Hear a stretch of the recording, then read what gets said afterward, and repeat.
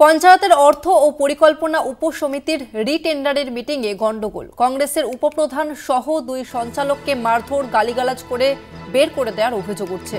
মুর্শিদাবাদে বুলাউড়ি গ্রাম পঞ্চায়েতের তৃণমূলের বিরুদ্ধে অভিযোগ। কংগ্রেসের অভিযোগ অস্বীকার তৃণমূলের, পাল্টা অভিযোগ বাম কংগ্রেসের বিরুদ্ধেই। এই মুহূর্তে আমাদের সঙ্গে ফোন লাইনে রয়েছে প্রতিনিধি রাকিবুল ইসলাম। রাকিবুল, ঠিক কি অভিযোগ?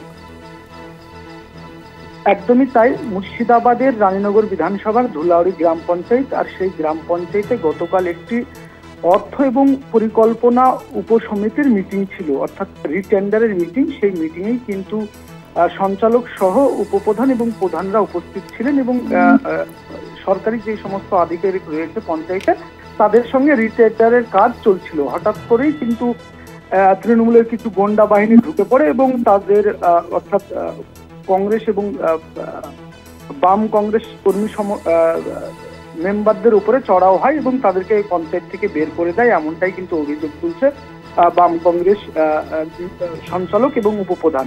তাদের অভিযোগ যে এই পঞ্চায়েতে অর্থ এবং পরিকল্পনা উপসমিতির মিটিং চলাকালীন হঠাৎ করেই কিছু দুষ্কৃতী অর্থাৎ তৃণমূলের গুন্ডা বাহিনী প্রধানের নেতৃত্বেই ঢোকে এবং তারা প্রথমত সেই সব কংগ্রেস এবং সিপিএম এর মেম্বার এবং উপপ্রধানের উপরে চড়াও হওয়ার পরেই কিন্তু তাদেরকে মারধর করে বের করে দেয়, এমনটাই অভিযোগ করছে মেম্বার এবং সঞ্চালক এবং উপপ্রধানের পাশাপাশি দমকল ব্লক কংগ্রেসের সহসভাপতি এবং সভাপতি। তাদের অভিযোগ যে এই যে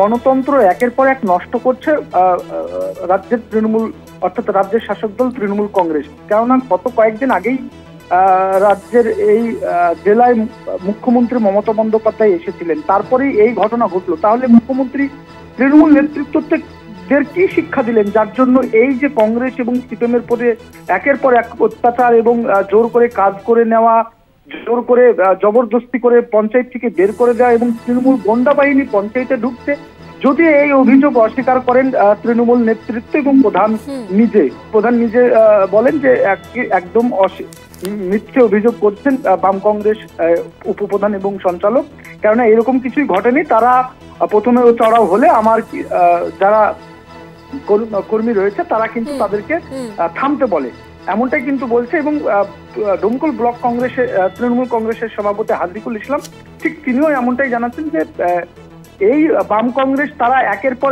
এক হেরেছেন, পঞ্চায়েত থেকে পঞ্চায়েত সমিতি, জেলা পরিষদ থেকে বিধায়ক, এমপি সবকিছুতে হেরে তারা হারের সর্বশান্ত হয়েছে। মূলত সেই কারণেই তৃণমূলকে কালিমা লিপ্ত করার চেষ্টা করছে, একেবারেই এইটা মিথ্যে একটা অভিযোগ, এমনটাই কিন্তু জানিয়েছেন তৃণমূল নেতৃত্ব।